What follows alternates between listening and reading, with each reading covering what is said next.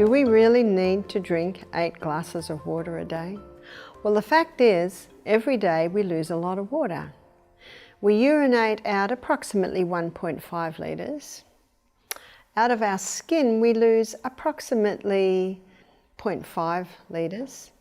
So for the US, a litre is 4 cups of water, or 4 glasses. So basically it's the same as a quart. Water is essential for life, and most of us have heard the common advice to drink 8 glasses of water a day to maintain optimal health. However, renowned health advocate Barbara O'Neill challenges some of these long-held beliefs about hydration. In her lectures and writings, she offers a fresh perspective on how to stay hydrated without falling into common pitfalls, such as overconsuming water during meals or relying on unhealthy beverages like tea. In today's video, we're going to uncover the dangerous water drinking habits that are silently killing you that you don't know about. Have you ever slept on a mattress on the floor and in the morning you pick the mattress up and it's damp underneath? We lose moisture while we sleep from our skin. So we lose 1.5 litres from our kidneys, we lose 0.5 litres from our skin, we lose 0.3 litres from our colon, and we lose 0.2 from our lungs. So that's 2.5 litre loss a day, or 2.5 quart loss a day. That must be replaced. We don't have a reserve tank on the back. The only water that goes into the body is the water that we drink. Well, what about tea and coffee? Coke? Well, unfortunately, caffeine and sugar are dehydrating agents, and so if you're dehydrated and drink tea or coffee or Coke or Dr. Pepper or any soda drinks, because of the dehydrating agents in them, you will become more dehydrated.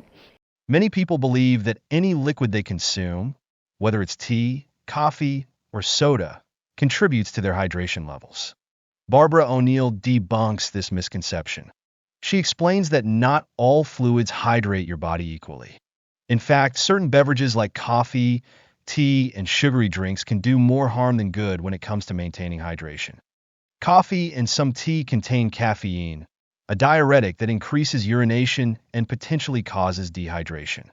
Similarly, sugary drinks can create a cycle of thirst and dehydration because the high sugar content causes water to be drawn out of your cells, exacerbating the problem. Therefore, drinking these beverages when you are already dehydrated can worsen your condition, as the body continues to lose water. Instead of reaching for a cup of coffee or tea when you're thirsty, Barbara O'Neill suggests focusing on pure water, and she offers some surprising methods for enhancing the hydration process. When we're dehydrated, our body goes into a form of drought management, and it releases a hormone called histamine. And histamine is moving around the body in an attempt to maintain full blood volume in the major arteries and veins to try and keep our body alive. So what it does, it takes a little bit of water away from our joints. So we can get painful joints in dehydration. It takes a little bit of water away from the lining of our stomach that has a thick mucosal wall on it. You see, that thick mucosal wall is 99% water, so we can develop stomach ulcers in a dehydrated state. It takes water from the brain.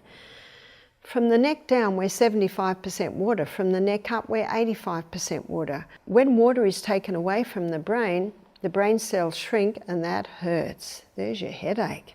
Even negative thought patterns can develop when our brain is dehydrated. When the body is dehydrated, a fascinating response occurs internally that many people may not be aware of. Barbara O'Neill explains that the body releases histamine, a compound that plays a key role in various physiological processes, including inflammation and allergic reactions. However, histamine also plays an important role in water regulation. When the body detects dehydration, it releases histamine to conserve the available water. This is a protective mechanism that can cause symptoms such as headaches, fatigue, and dry skin, symptoms that are often misinterpreted as signs of other health issues. So, in answer to the question, yes, absolutely not negotiable, we need to drink 8 glasses of water a day. Here's the rule of thumb. To 100 pounds, 8 glasses of water. To 50 pound, 4 glasses of water. That's the rule of thumb, and that's a good guideline for children. One of the most common hydration recommendations is to drink 8 glasses of water a day. However, Barbara O'Neill questions this advice, stating that it's not a one-size-fits-all rule. While water is crucial, the amount each person needs varies depending on factors such as age, weight, activity level, and climate. For instance, someone who exercises intensely in a hot climate will need more water than someone who leads a sedentary lifestyle in a cooler environment. She stresses the importance of listening to your body's thirst signals rather than adhering to a rigid number. Furthermore, there are other natural sources to quench your thirst that can contribute to your daily intake without damaging your body. Foods like fruits and vegetables contain water and can help keep you hydrated. For example, cucumber, watermelon, and lettuce have high water content, and including them in your diet can reduce the amount of pure water you need to drink. You will notice if children don't drink water before the meal, as soon as they've eaten the meal, they want water. And yet it's not a good time to drink water because it can dilute your hydrochloric acid and interfere with your digestion. So I say to parents, make sure your children are drinking water between meals. Therefore, instead of fixating on the 8 glasses a day rule, Barbara O'Neill encourages a more individualized approach, where people pay attention to their own body's needs and adjust their water intake accordingly. Another controversial point that Barbara O'Neill addresses is the timing of water consumption in relation to meals. While many people are in the habit of drinking water with their food or right after a meal, Barbara O'Neill cautions against this practice. Drinking water during meals can dilute stomach acid, which is necessary for breaking down food and aiding digestion. Stomach acid plays a critical role in the digestive process, breaking down proteins and facilitating the absorption of nutrients. If this acid is diluted, digestion can slow down, leading to issues such as indigestion, bloating, and nutrient malabsorption. Barbara O'Neill advises drinking water at least 30 minutes before a meal or waiting an hour after eating to allow the digestive process to proceed efficiently. By avoiding water during meals, you can ensure that your stomach has the necessary acidity to break down food properly and support overall digestive health. And the best way to access that water is to have a little bit of the Celtic salt with its 82 minerals just before each glass. Start hydrating your body and see the difference. One of Barbara O'Neill's most unique hydration hacks involves adding Celtic salt to water.